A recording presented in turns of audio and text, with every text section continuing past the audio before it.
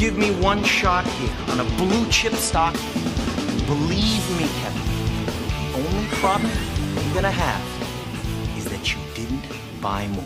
Nobody knows if the stock is gonna go up. What's good, NBA draft fans? Your boys are back, the Wolves of Ball Street. Your boys from the Draft Deck NBA Draft Podcast. However, today's a special Draft Deck episode because we're doing a little mini-sode, a little side episode called Draftknicks. So, you know your boys from New York, and I love the New York Knicks fandom. The New York Knicks, I'm impartial to, but the fandom I feel like has adopted me as one of their own since I started covering the draft, and I feel a connection. So we're going to talk some New York Knicks throughout the rest of this draft process, and we had to start it off, Rucker, with the number one Knicks fan in the world. Spike went to Brooklyn. He lost his title. The number one Knicks fan in the world is my guy, CP, the Fanchise from KnicksFanTV. CP, what's good, brother?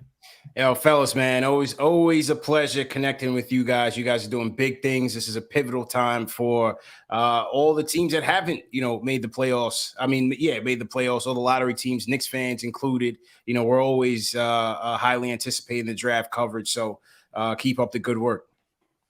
Appreciate that, man. I mean, shit, we've been working together now for a couple of years come draft time. It's 2020 first cycle. Draft time is when we really, really connect, and it's about to heat up. We're about to do some fun stuff. So yeah. I would just say for me, man, because I cover the Knicks on a 24/7 cycle, like I really don't get into college basketball as much as I'd like to, except for like when the tournament starts. So we really rely on your expertise, and you guys are doing a great job. Alex Morante's been on my show a couple of times as well. I think he's a sharp guy. So yeah, man, what you guys do is really valuable to the community. Before we start, for the people, my audience who aren't familiar with what you do, you are like the media game changer in the content space, the independent content space. So just fill in the audience on what it is KnicksFanTV is. Yeah, so KnicksFanTV, it's just about bringing the fans together, man, to react and comment on the team that they love, to give them a platform to voice their opinion, whether it's good or bad, whether it's, toxic or overly, homeristic, if I can make that word up. Yeah. They just want that platform to vent. And, through the wins and the losses after every game, they come to my platform, KnicksFanTV on YouTube, and we'll cover the game. We'll break it down. We'll break down the stats, and then, we'll take our phone calls from the fans from all around the world. And, that's a benefit of our show. It's that it's a sports radio built for the digital age. That's what I like to call it. Corey, as I always told you, I came up on the Mike and the Mad Dog era, WFAN here in New York. That was the flagship station for sports media. Every show now, whether it's First Take or First Things First or Skip and Shannon, they all owe their success, their content format to Mike and the Mad Dog. These guys started in the late 80s. So, that was a program that I came up on as a kid, just listening to the radio, when I wake up, listening to it when I go to sleep, just a fanatic of that type of coverage. And like I said, I just wanted to build that for the fans in the digital age on the on-demand cycle. And it's been taking off ever since. It's crazy. All the people in the content space, all the kids growing up, Mad Dog's been in the news lately, and everybody's like, "Who's this dude, Mad Dog?" Yeah. It's like Pioneer is who he is. Yeah. And I'm reading those comments, and I'm like, I laugh, and then on the other hand, I'm like, damn, I'm getting old, bro. I'm getting real old, man. Nobody knows who this guy is, and I'm watching him every day. Like, first off, I think it's crazy that he's on the First Take platform because he always used to be kind of like the anti-Stephen A. But Mad Dog, like you said, he's been a pioneer in the game. He's got his own channel on Sirius XM, so very successful for sure. What was it like taking over the fan? Right. Dream come true, bro. I still can't believe I even did that. To host my own show on the fan with my own producer, looking across on the other side of the glass, sitting in the chair where Mike Francesa sat, where Craig Carton and Evan Roberts do their show. It was a surreal experience. I still can't even believe I did that. Honestly, man, I still cannot believe I did that because, again, that was the station that I would try to call in to get my takes, could never get through. And here I was, sitting at the helm and manning the con on my own show and taking callers in. It was, I just, I was blessed to have that opportunity. It was incredible. Man, I feel you on that. Like doing some of the stuff we've been doing lately at No Ceilings, getting in some of these like pre-draft workouts. There are moments where I'm like, shit, I'm here. Yeah. I'm not the guy on the phone screen watching this. Like, this is me. So I as a New Yorker, like me too, growing up, listening to the Fan, I mean, seeing you do that was, one of the coolest things, that I got to see in a long time as somebody who, you're my guy. Before we get into draft stuff, you broke out a little CP bomb yesterday, right? Yeah. As I always say, sometimes I'll get little tidbits during free agency, during the trade deadline, and now during the off season. Like what I tell fans is, look, I'm not in this thing to be an insider, right? I'm a content creator. I host a platform for you guys to come in and talk Knicks. We'll do interviews and so on and so forth. But when I do get intel, I'm going to share it with the fans. And so the intel that I got was that, Adam Silver is very aggressive. They're going full steam ahead on an in-season tournament. And the basis for this is they want more casual fans watching the game. They want to make the regular season a bit more enticing to the casual fan by having an early in-season tournament to kind of get those people into the fold, earlier. It's a revenue idea, and again, a way to continue to grow the game and get more casual fans into it. Rucker, what do you think? Do you like the idea of a mid-season tournament?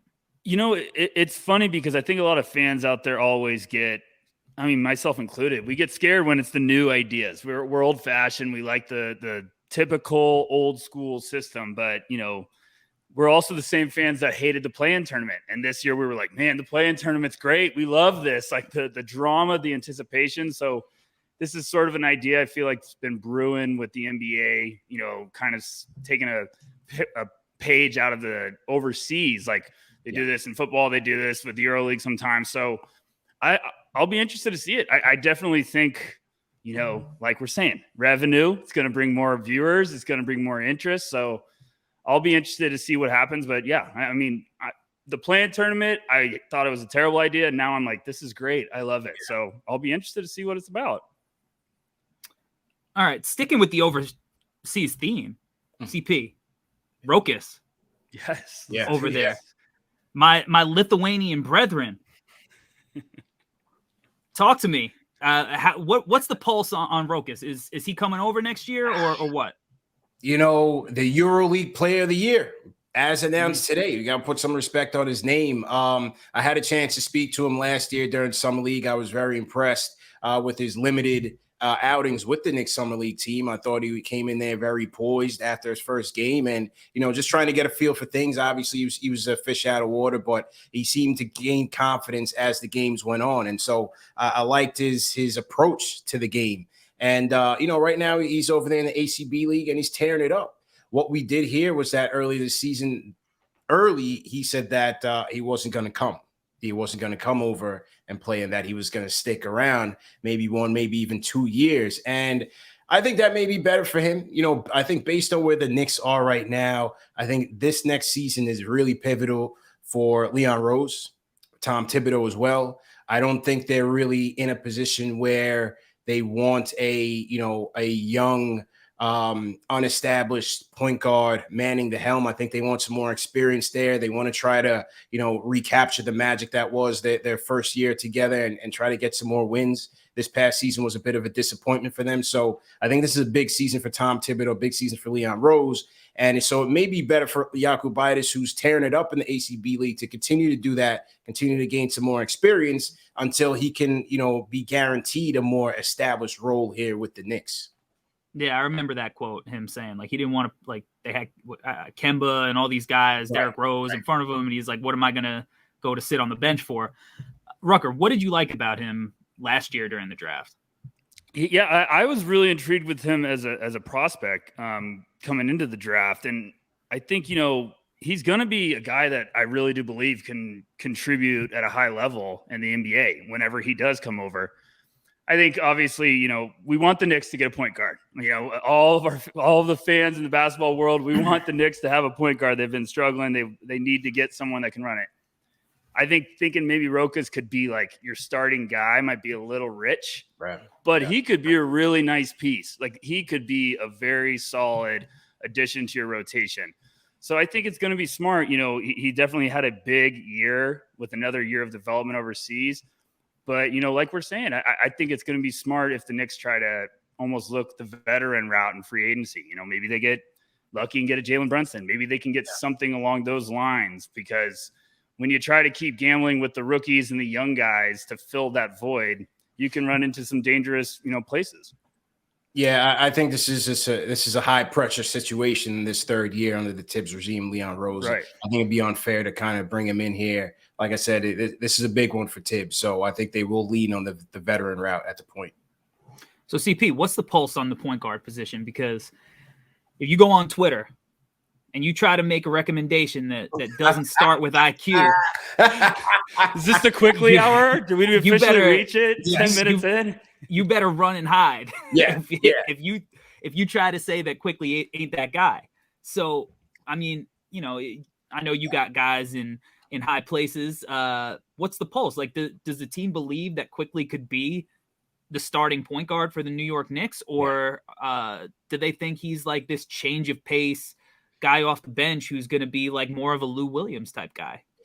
See, I think it's the latter, but it's just interesting because, starting this past season and really starting from Summer League, we start our show from Summer League and we're in it, as delusional fans, right? Watching Summer League with great intensity and trying to see, who's going to be worth it at the regular season level. But, really just watching Quickly from the Summer League, his interactions with Thibodeau and the coaching staff, you could tell he was really trying to work on his game as a point guard and as a playmaker. And even though he had some tough stretches early in the regular season, he really struggled, especially shooting. But you could tell he was really trying to think out there of when to get himself involved, when to get his team involved. He's kind of forcing the action, not really sure of himself. But he ultimately settled in. And especially in the second half of the season, Quickly as a playmaker was terrific, man. He was pushing the pace. He was getting his teammates involved. He was getting into the paint. He was drawing fouls. He really had a solid command of what Thibodeau wanted out there in the offense. And even though he didn't start, he kind of took on that D Rose role off of the bench and really running that young second unit with Toppin and Quentin Grimes when he was available, Cam Reddish when he was there, Deuce McBride. They would have Deuce McBride playing off of Quickly and Quickly really taking the reins there. The chemistry between Quickly and Obi has really evolved from last year into Summer League, into the preseason season, and so on. And so, Quickly's definitely taken that step. If you look at whether it's the eye test or the advanced metrics, the team is a better team when he's on the court, but you just didn't see him get many starts. He had 2 starts last year. So again, I understood it in the way that, yes, when Rose went down, we needed somebody that you can count on to get the second unit involved. But I just felt like the way that Knicks season went, they missed a lot of opportunities to really give him a longer evaluation as a starter to see how he would mesh with RJ Barrett, Mitchell Robinson, Julius Randle as well. So I'm not so sure if they're going to hand the keys over to him. Knicks fans certainly want that based on what's out there and what the possibilities are. But I'm not so sure where the organization stands, because up until the 82nd game, Alec Burks was your starting point guard. Which was just a head scratcher. Even when they were eliminated from the playoffs, it was still Alec Burks at the point. Yeah, what's interesting is Quickly historically is the type of player that Tom Thibodeau values, gets the most out of. I mean, Nate Robinson, John Lucas, like these small guys who can get buckets and aren't necessarily like these big time playmakers. Like Thibodeau has always gotten the most out of those guys. Mm-hmm. I think at the beginning of the year, it felt like Quickly was pressing a little bit, like he was almost trying to play the role that the team wanted him to play. And then you saw him at the end of the year get comfortable in that role. And that's when you saw him take off. Part of my thing at the end of the season that I get a little worried about And like I even, at the end of the year, like Davion Mitchell was putting in work, like giving dudes the business. But it's like, how much of that is really the development of the player, and how much of it is like dudes are resting, it's the end of the year, teams are tanking. Is there any fear that like it's a little bit of a mirage with Quickly, or do you think that this is kind of the momentum that he should take to go into year 3 and like get that starting role? Yeah, I can see what you mean, and especially later on in the year, he had a triple double against the Magic, one of the worst teams in the league. He had another solid game against the Raptors, who were basically resting everybody. So yeah, you kind of have to take the competition into consideration. But on the other hand, I also felt like the game seems like it slowed down for him in certain respects. And on that West Coast trip, he had a couple of solid games. In the game in Miami against Miami with no Julius Randle. With the team down by 20 points. I mean, he was the lightning rod of that comeback on both ends of the court. I forgot how much he scored in that fourth quarter, but he was pivotal to the Knicks getting that win against a solid Miami Heat defense. So I think it was a mixed bag in terms of the competition, but he certainly, as you said, especially in the second half of the season, he certainly seemed to get more comfortable and get into a groove. Yeah. Now you talk about his chemistry with Obi. Obi came on the end of the year. This is a guy, he came in a tough spot because, when the Knicks drafted him, and I remember like we were doing the draft show that night, and I felt like we didn't think that Obi was even going to be available to. I think we were thinking maybe Cavs, Obi falls, and then Julius Randle has this out-of-body experience for a year straight. And he was on the way out at the end of 2020, right? Like, we thought that he might have been on the move. He gets the extension, and now it puts Obi in this weird spot where the Knicks are locked into this guy who was an all-NBA type player. He's on this long-term deal. Who knows if they can get off him? But Obi's the kind of guy who needs to get on the court and play, and he's got this pressure that he was a lottery pick who was a little bit older. But then he finally started showing the flashes. My question is, Julius Randle back next year, Mitch comes back next year. We'll see what happens in free agency. But if he comes back, where does Obi fit in to the Knicks next year and in the future? Honestly, I think it's the same. I think it's the same as it's been. You have Tom Thibodeau as your coach who values rim protection and has shown very little in terms of experimenting with smaller lineups because of his perceived defensive issues. And I think there are defensive issues when Julius and Obi on the court. Some people will look at there's a small sample size that says, yes, it's a positive net rating when they're there. When I see them out there together, it doesn't appear that way. And I think it could be more so Julius Randle's defensive deficiencies in terms of playing at the 5 rather than Obi Toppin. And so I don't see them coexisting on the court as long as Tom Thibodeau is the coach. And what we saw from Obi Toppin, as you said, is he needs reps. He needs minutes to get going. He's not a guy that can just, be instant offense off the bench in, 9 minutes a game. He needs 20 plus to get going. And what we saw from him, the stark contrast as a starter, he was averaging, 17 plus with those minutes, getting them out in transition, attacking the rim. You saw very confident Obi Toppin when he got those minutes, and he admitted it to the media in a media session, saying that when he was a starter, he didn't really have to look over his shoulder at the first turnover or the first defensive lapse, right? And Tibbs was always going to take him out and put Randle in. Obi didn't have that. So he was able to play more loose and play more free, and it showed out there on the court. But the dilemma is that you gave Julius Randle a max contract. It doesn't appear to me that despite his lackluster season this past season, it doesn't appear to me that they're going to trade him just for anything or trade low on him. His values can't get any lower right now.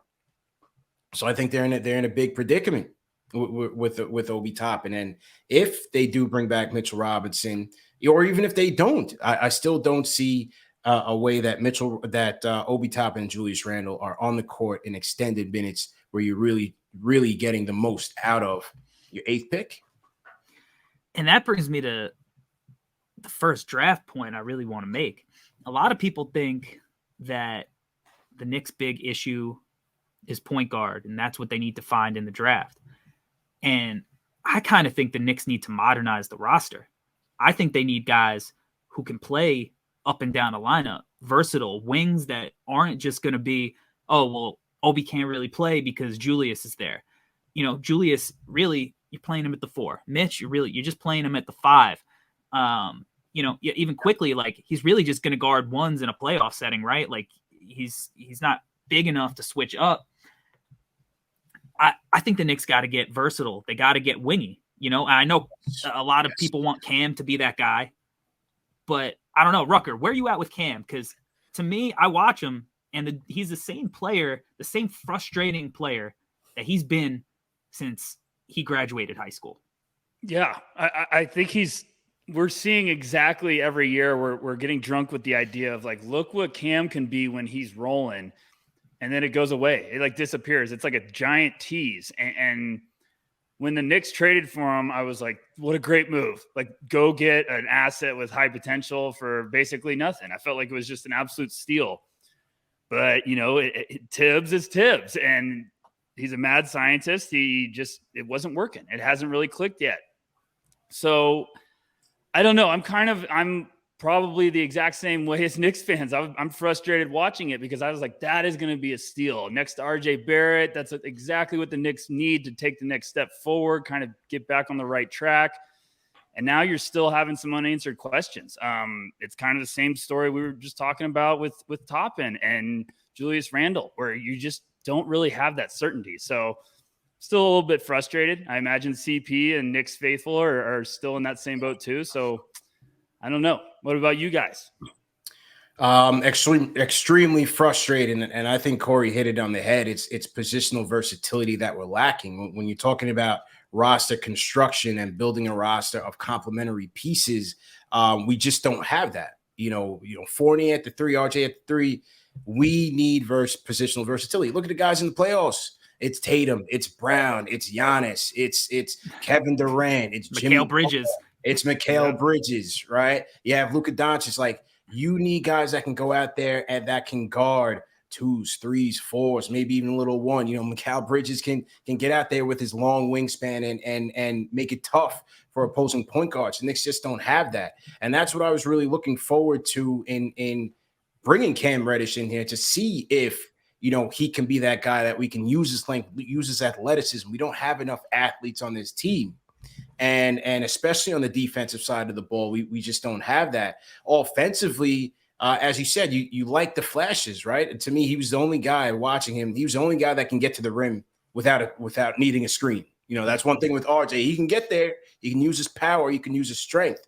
But Cam could just get there with that quick first step. And that's the athleticism that I think we're sorely missing on this team. You look at a team like the Raptors, it seems like every guy on their team can do that. You know what I'm saying? I always dub the Raptors the wing factory because they got guys and guys and guys that just come out of the woodworks, but they're so versatile. And we just don't have that. So I think that's one of the key positions that I'm looking for in the draft, to see if we can get that and, as Corey said, really modernize his roster, because it's just not there right now. Yeah, I wrote about that concept of the Raptors for no ceilings. What would Masai do in this draft? And when I'm looking at draft prospects, one of my draft philosophies this year, what would Masai Ujiri do? Right. And so, speaking of the draft, like, I know you've been, doing a little bit of draft work yourself, a little research. It's that time of the year. Are there any guys in the Knicks range right now? The Knicks are at 11. We got the draft lottery coming up. So maybe there'll be a little bit of lottery luck. But are there any guys you've had your eyes on that kind of fit that bill of versatility? It's tough, man. I really like Mathurin. I love Mathurin out of Arizona. I thought he had a solid NCAA tournament. Right now they have him between, the 6 and 8 range. Not sure if the Knicks can jump up there. You have guys like a Johnny Davis. Again, I'm not, he's more of a 2 guard. But again, that type of scoring ability is something that I think the Knicks could also use in their starting lineup. I want to get your take on a guy like a Jeremy Sochan, though. A lot of people are hyping up this kid, Jeremy Sochan, out of Baylor. What do you guys think about him? So, first of all, and I don't even know if this is the right pronunciation, but it's either Suhan or Sohan. We don't know yet. I've said it wrong all year, so don't worry about it. I like strategy the best. My strategy is I switch it up and say it Yes. both ways. Be right both ways. Both Yeah. ways. So first thing I'll say, great hair, cool tattoos, British accent, clean up in New York. He'll be at the club. He'll clean up. Yeah.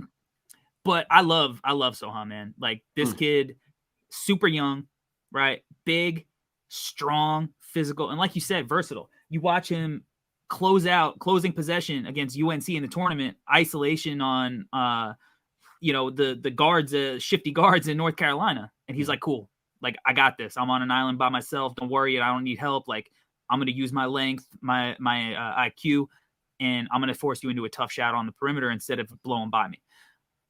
You want to switch a more powerful guy, try to bang in the post. You're not moving me, and I'm long. So I love that versatility. And, he's you watch some film from, some of the international stuff with him. And there's a little bit more wing ability that you see there that maybe he didn't get to show at Baylor. The jump shot's questionable for sure. And I think if you put him in a lineup with RJ and Mitch and Julius Randle, it's tough. It's tough there with the spacing and what that offense could get a little clunky. Yeah. But he's the type of guy you take a shot on. Like he's that OG Anunoby type mold, that Patrick Williams. And he's honestly a guy, and I was trying to figure out who it was going to be this year. Cause we, every year we see the top 5, the top 6, top 7 set, right? The consensus, like these are the guys. And then all of a sudden there's somebody who shoots up the last week or even the night of, right? Even Scotty Barnes last year was a surprise that he went above Jalen Suggs. Suhan's a guy that might be that guy who sneaks up into a spot where he goes a little bit earlier than you would think. Once teams start getting him in for workouts, they see what he's like physically. I bet he shoots the leather off the ball in an empty gym, right? Like, I don't know. Rucker, what do you think of Sohan? Do you think I'm headed in the right direction here? Yeah, I think if CPU are looking for versatility, that's going to be Sohan. Like he can do a little bit of everything. The outside shot's coming along, but he's that nasty defensive Swiss Army knife that can switch and hold his own, and he plays tough. He battles. Knicks fans would love him in a hurry. It would just be figuring out if you're getting him, what are you doing with the situation where it's Randall and Toppin and all of that? They would have to have a clear kind of solution. We haven't mentioned Taj yet. Taj ain't going nowhere, guys. Taj is playing for another 10 years. My man's got the fountain of youth, and he hasn't told any of us where it's at. More minutes than Obi at certain points. He's a fine wine. He gets better with age. I'm telling you. But I love Sohan. I think he's going to be a realistic option. It wouldn't surprise me if that's a Tibbs guy because he just plays nasty. The hair's obviously electric. He's a couple leopards away from being the Dennis Rodman of the modern era. So I really like him. I think there's definitely some serious upside, and I could see Knicks fans not being in love with that idea because it's like maybe we have other needs, but he's nasty. He really can do some special stuff on the defensive side of the ball. It's really hard to figure out, what is a piece that can come in here and really help this team because the starting 5 is so clunky, man. Your top 2 guys, they don't shoot threes over quite well. They don't finish at the rim quite well either. And then you have Mitchell Robinson in there who is not a spacer, not a floor spacer. So he's not helping things. They need to open things up for RJ and Julius to even get to the rim. So it's just really, really difficult right now to figure out like the ideal fit that's going to help complement what they're starting 5, at least 3, right? Because, you said you have Fournier, you never know what's going to happen with Fournier. But for right now, you have RJ Barrett, you have Julius Randle, and I think most likely they will bring Mitchell Robinson back. They got to figure out how they're going to build around that. And that's why I think Knicks fans start getting hot and heavy for Dyson Daniels.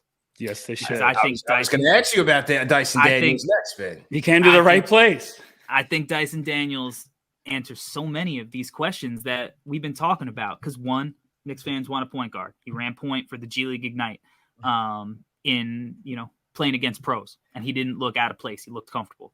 2, according to our guy Mike Schmitz, he's grown to 6'8". Now, I saw him in January. And I don't know if he looked 6'8". He's got a long neck, so I don't know how to judge that. But apparently he's 6'8". And whether he's 6'6" or 6'8", he's still a big, wingy point guard that's versatile, probably the best perimeter defender in the class. And he could dribble, pass, shoot. You know, you look at the 3-point percentages on the surface. They don't look great, but, you know, shout out to our friends at Instat. Last 10 games, he's at 41.5%, I think, or 40.5% from three. So clearly it's something that he's working on, was improving throughout the season. And, you know, sometimes you got to trust your eyes, and the shot looks good.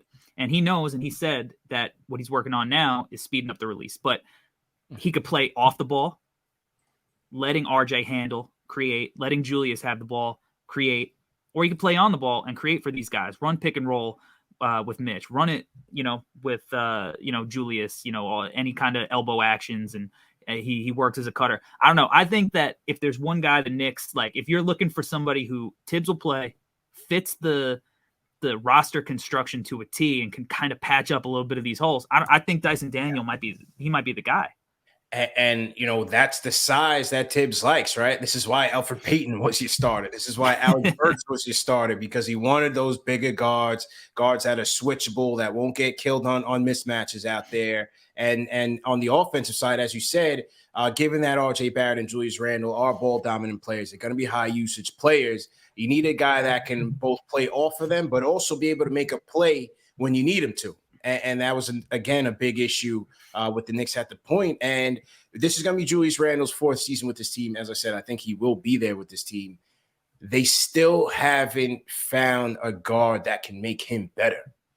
And I think that is a huge problem when it comes to Julius Randle. You know, he's not KD. He's not LeBron. He's not a guy that you just want to dump it down and rely on him to get you a tough bucket. Because teams are allowing him to do that, knowing that he's not highly efficient. He was one of the worst shooters this past season, and teams know that. And we just have not been able to get him a guard that can get him something in rhythm and make the game a little bit easy for him. And I think that's going to be crucial if he's going to be on this team going forward. Man, everything's hard, right? Like everything was hard for him this year, and those shots were falling. And when they're falling, it looks good. But it started. You saw in the playoff series, and then it carried over. I mean, what does that guard look like? What kind of offense does that look like to get him easy shots? Like, you know, are you using him as a roll man? And if you are, then what are you doing with Mitch? You know, is he taking up space in the dunker spot? I mean, that's the tricky thing, because I think another thing that the Knicks could use is a stretch five.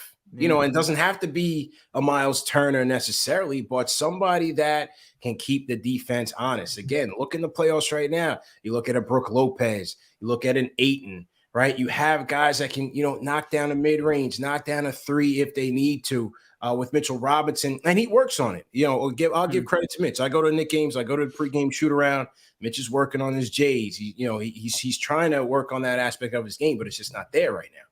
So again, this is where Leon Rose has to decide: is it worth paying him, knowing that, you know, it's still kind of a clunky fit with Julius Randle, your max guy, and RJ Barrett, who you're gonna give a max contract to down the road? Are these the three guys that you really want to have as the pillars of your starting lineup for, you know, the foreseeable future? It's tough because you don't want to lose that asset for nothing. I think Jericho Sims showed some real positive signs last year, but I don't know if he's ready to start at what's probably one of the most important defensive position in the league, you know, like, and again, Tibbs, if you're not going to be perfect on defense, you might get pulled. And you saw Tibbs get frustrated with Jericho a lot, missing, you know, rotating over late. So I don't think he's ready. So I think you almost have to pay Mitch, and maybe you figure it out later. But again, that makes it hard. That makes it hard because it's hard to work that offense around. Because ideally, I think Julius has the skill set on offense to kind of play a little Draymond-y. You know, I think he's a good playmaker. I think you could do some creative stuff like that with him, but it's all about the personnel. Rucker, there's not even a stretch five in this draft that like the Knicks could even be targeting, right? No, I don't think at their range, because I think the Mitchell situation is going to be fascinating with Mitchell Robinson, because I had some weird dream of like, what if they were interested in Mark Williams as like a cheaper option that could almost kind of replicate that? Because I know Mitchell's really talented, but I've also known he's dealt with some injury concerns like over the years. He's struggled to stay healthy. So I was like, if they don't want to pay him, maybe that's a wild outside of the box option they might bring in because he's lengthy, plays really tough defense. Tibbs might love that. But, they're in a tough spot where I feel like the option is the Dyson Daniels or getting a compliment for RJ Barrett where they could space the floor, get him some more offense, get everyone some help because – I'm right there with Corey. Like, I think Julius Randle has a ton of talent. I just think he gets a little hero ball. He gets a little I got to get rolling. And if he has more help, where more offense, more contributors, that makes his life easier. He could slide better into that Draymond role that you're talking about, Corey. Yeah, and he needs to get stuff like some easy buckets. He needs things to be easier for him because he's also somebody that we've seen gets in his feelings a little bit. And look, just a little bit. And we got somebody on the show right now with firsthand experience of dealing with the Randall family. Yeah.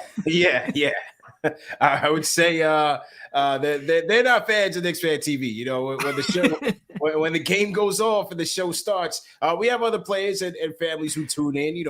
Mitch is a friend of the program, Quickly's as well. Quentin Grimes and his camp are fans of the show. It's not everybody's cup of tea, but as you said, I think the pressure to win, the pressure to redeem after an embarrassing series loss to the Hawks. You're getting that max contract. I think a lot of that weighed on Julius Randle. And on top of that, Knicks fans are impatient, man. They don't care about what happened last year. This year is this year, and they want to see results. You brought in the guys. You brought in Kemba. You brought in, Fournier. They were supposed to make his life easier. They didn't. And I think, again, there was a lot of pressure on him to produce and perform for this team. And, the boos started going on, and he's a guy who's heavy on social media, and I'm sure he saw a lot of fans directing their frustration and their ire at him.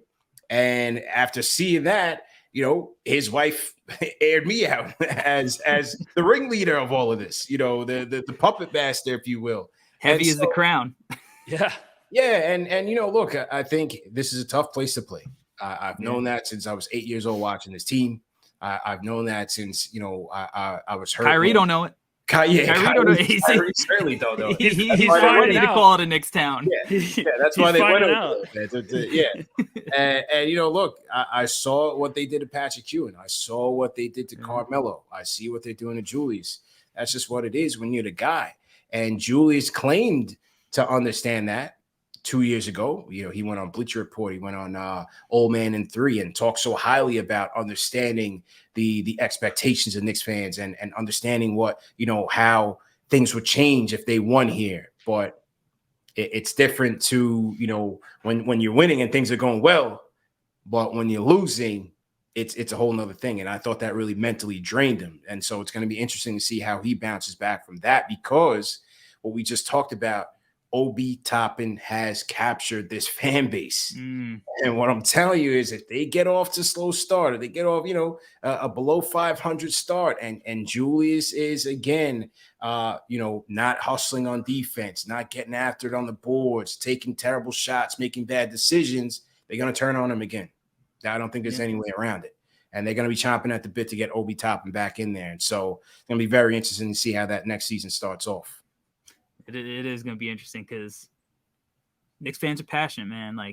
And that's why I always give credit to Carmelo. And anytime Knicks fans would, be talking about Melo, the type of player he is, he's this, that, I always say he took the challenge on.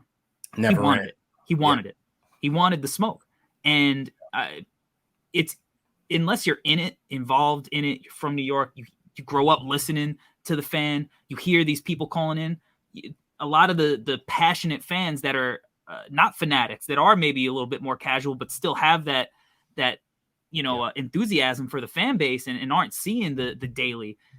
He took that and he wanted it, and he never wanted to, run from it. So I always give credit for him, and this is the most successful teams that the Knicks have had, with him. So those Melo years, you got to find the next Melo if you want to be you got to have that mentality if you want to play in New York. You got to. Pivoting back to the draft a little bit, we're talking about floor spacing. I want to throw a little wild card at you, Rucker, because I know you like this guy a little bit, and he just came in at number 14 on. You gonna steal my guy? On the draft stock market update that we released at NoCeilingsNBA.com. Malachi Branham. I was literally just about to ask CP about Branham, so you're reading my mind right now. I think that's the name Knicks fans should start getting familiar with, because I think he's going to be a realistic option there. It wouldn't surprise me if he goes before. I think a lot of NBA teams are really getting intrigued with him, but the idea of putting him next to RJ Barrett is really fascinating to me, because he can space the floor from outside. He's got a quick shot, good catch and shoot. He's really dangerous pick and roll, and he's got playmaking upside. So it's kind of like an RJ complement that really can stretch the floor. Like, he's got a quick release. He really can get hot from deep. So I think that's kind of the outside the box option that if I were a Knicks fan, I would get educated on, because he's real upside to be a lethal volume scorer. Like, I love Mathurin there. That's probably my dream for the Knicks, because, I'm tired of seeing him in the lottery. We want to get out of the lottery. You're an Arizona guy. I'm an Arizona guy. I love Mathurin. He's made for the Knicks. He would be perfect for you guys. But, Dyson Daniels, I think Branham should be up in that mix too. I think he could be a really great fit with that team, especially with what they need. And Branham also has that versatility where he can do some special stuff on both sides of the floor. So, well, let me ask you this. I definitely got to do some more homework on Branham, but the way that you described him, we took a guy last year in Quentin Grimes. Oh, yes. That was an excellent three-point shooter, quick release, jumped onto the scene when he got his opportunity, season high 27 points against the Bucks. The defense was certainly on display, carried over from Houston. The shooting, excellent. And he showed a little bit of playmaking. I wouldn't say, it was anything crazy, but I think that was one of the things coming out of Houston that we wanted to see if he could do, right? Could he put the ball on the floor? Didn't attack the rim enough for me, but could he put the ball on the floor, and could he make, some more plays? And he did that a little bit in his few games with the Knicks. How do you think those two guys match up? I think they could play together. And I'm glad you brought up Grimes, because I think Grimes is one of the guys on the Knicks that is that kind of versatile, can play in a multitude of lineups. I think he's a guy that I would consider somebody that is a building block going forward. And it's funny, I just went on Locked On Knicks last week, and we were like, one of the questions that they had gotten for us was like, basically include the young players on the Knicks with the prospects in this draft and try to like make a big board off of that. And the Locked On guys, because I know Knicks fans love their Quickly, they had Quickly above Grimes, and I had Grimes above Quickly because for those reasons. I see him as a guy where I look in the playoffs, I'm like, yeah, is this dude going to get played off the floor in the playoffs? Right. And I'm like, I don't think so, because he's big, he's strong, he could defend, he's going to shoot it at 40%, and he could play off of any kind of lineup. If you could play him with Julius Randle and RJ Barrett. If you move Randle and you get another on-ball creator, you could play him there. Maybe he develops a little bit. And it's funny because Grimes is a guy, when he was coming into college, he was a projected one-and-done guy in Kansas, like top 10 pick. So it's not like he doesn't even have the pedigree to be one of these guys. Like he always had that pedigree. It just took a little bit. What did it take, Rucker? It took a little bit time. Just a little bit of time. Sometimes it takes time, but I think Grimes is a building block, and I think Branham's a guy who could play alongside him because he's another guy that could play with or without the ball, and he's another guy that's going to space the floor. Like this dude, he's always shot ready. Like there's like a few possessions that you just watched of this kid where EJ Liddell got the ball in the post, and Branham's literally waiting there like this, like, I'm ready. Kick me that rock. I know you're about to. I'm ready to put it up. Let it fly. Like no time. So I'm with it. Like Branham is a guy. St. Vincent St. Mary High School. From Ohio. I think he's the type of guy. Like Rucker said, Knicks fans need to get familiar with because he could be a realistic option there.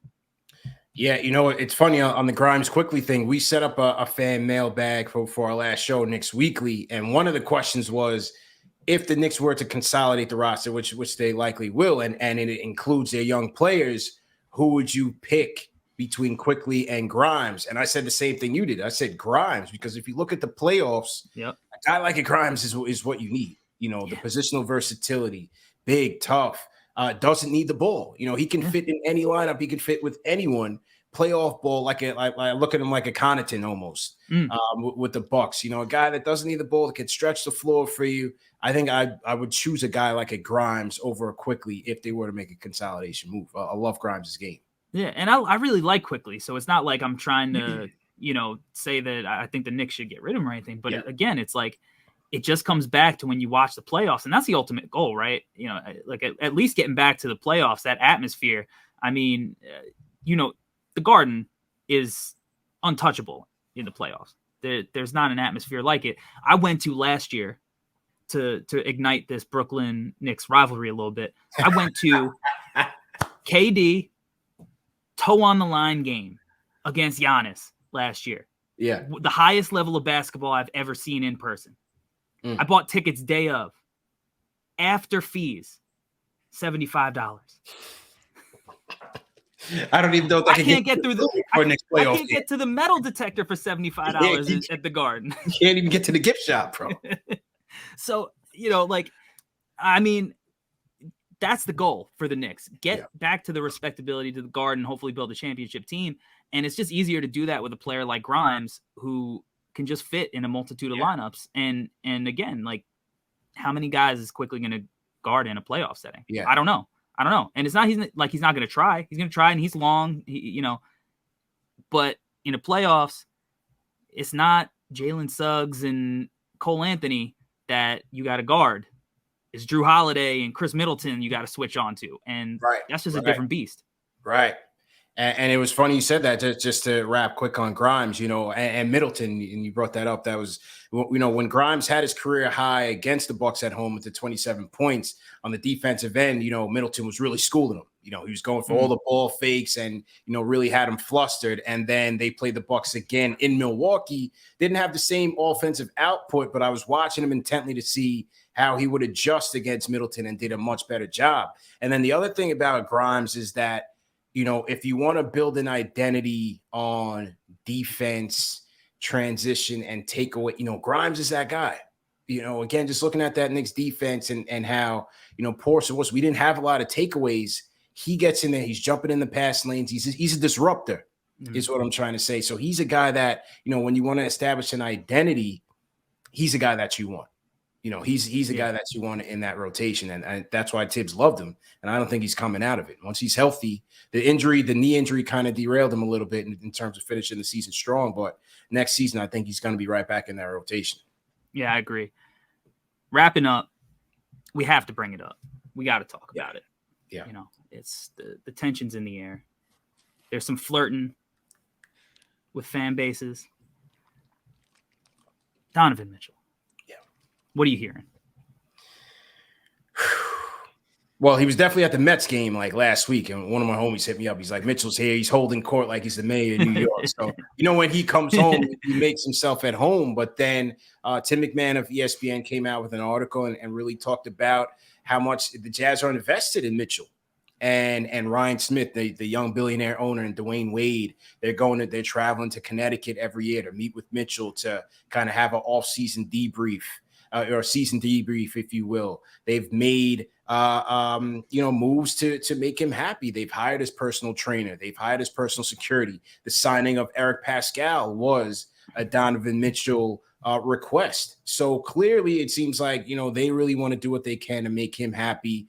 Between him and Gobert, I think if they do make a move to make this Utah team better, it's certainly going to be Rudy Gobert, in my opinion. And I think they'll give the Mitchell experiment a couple more years to see it through and see what happens, But Danny Ainge isn't afraid to shake things up if he has to. Danny Ainge is also in that organization now, coming from Boston. So you just never know with Ainge. But I think where Mitchell is, and with the Knicks, with 3 years left on his deal and a fourth-year player option, he has no leverage. And the Knicks have no leverage.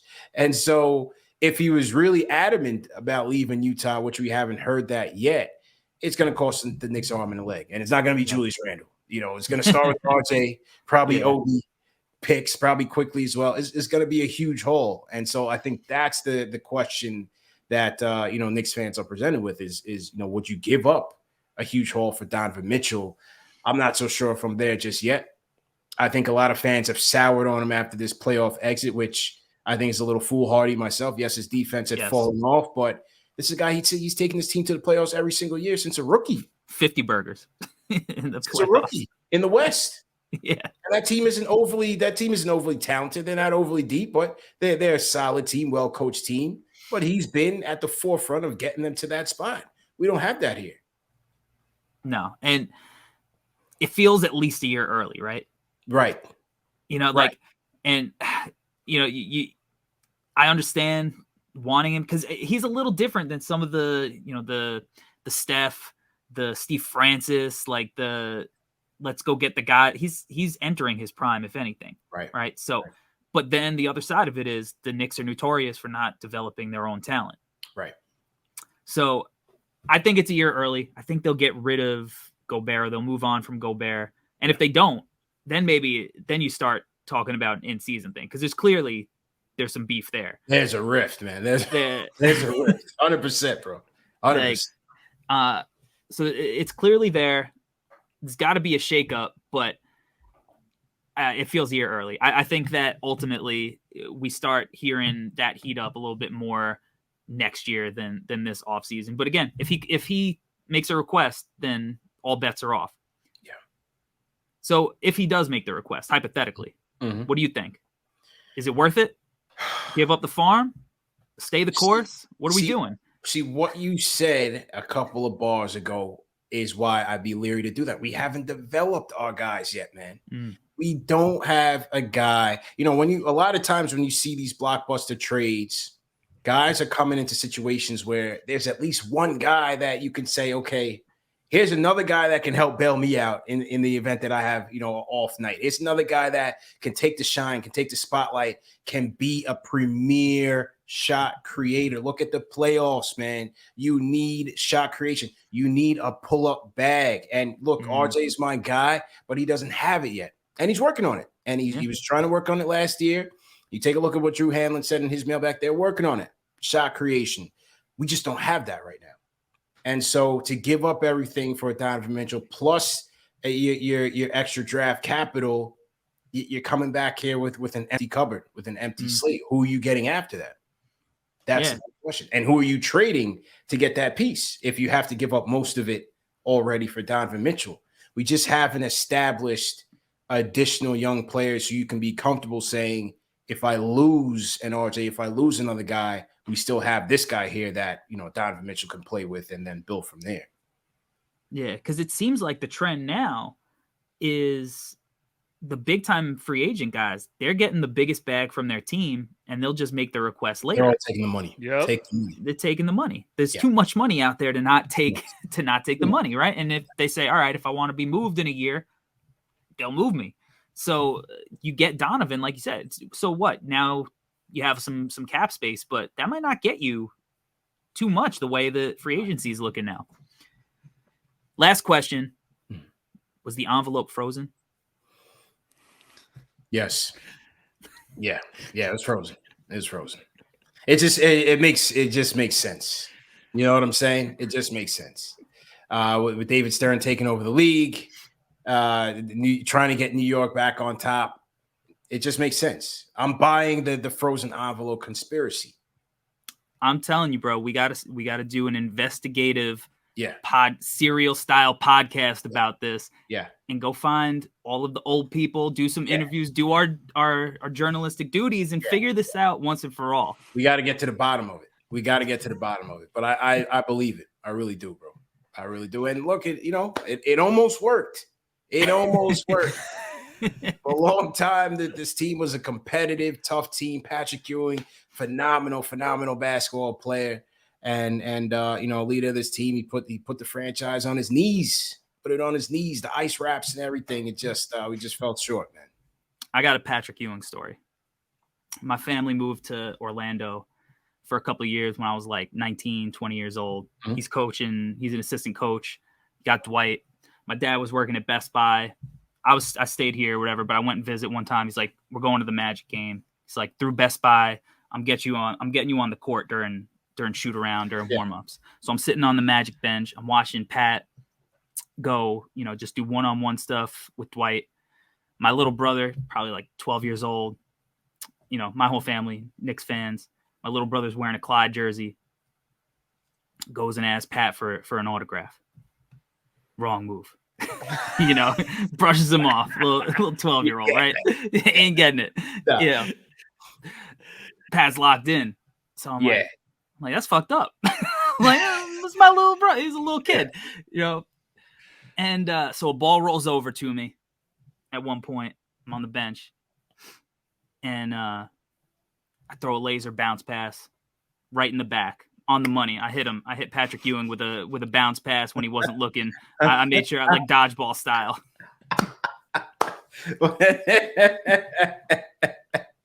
So you never got the autograph, but you on beat the him. road. Nah, we didn't get They was a clap escorted back. us back to our seats after You got that. his attention, though.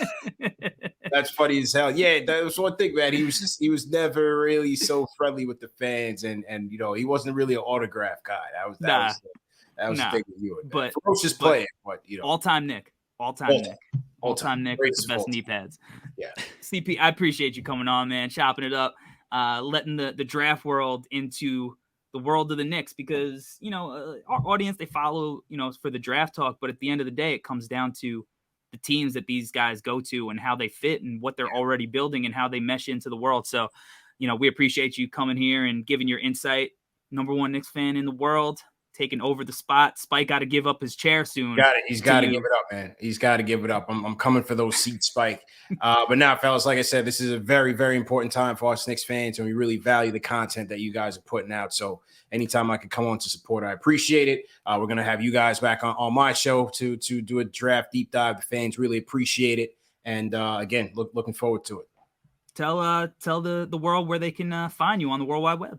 Yeah, absolutely, man. YouTube.com/KnicksFanTV. You can follow me on all social media at CP the Fanchise. And like I said, thanks again for having me on. Throwing shots at Max Kellerman. He's been ducking you for a minute. Yeah, he's been ducking the smoke, man. Well, yeah, shout out to Max. That was an epic confrontation, man. I'll never forget it. Yeah, you came out the victor. Rucker, tell the people where they can find you. I'm at NoCeilingsNBA.com, and I'm at Backcourt V on social media. CP, thanks for coming on, man. I had a blast listening to your Knicks fandom, and I'm a Knicks fan of the lottery now. Let's get some magic. Let's get up there. Let's do it, man. They need the lottery luck. You can find me at Corey Tulaba on Twitter, NBA Draft Dude on YouTube, No Ceilings TV on YouTube. Hit 1,000 subs today on that channel. So Nice. Start cutting the checks, boys. And Rookie of the year. as we said, NoCeilingsNBA.com. Subscribe. It's free. Delivering articles to you Monday through Friday and sometimes Sunday right to your inbox. So appreciate you all for rocking with us, for watching, for listening, and give a thumbs up for the boys. We out. Peace.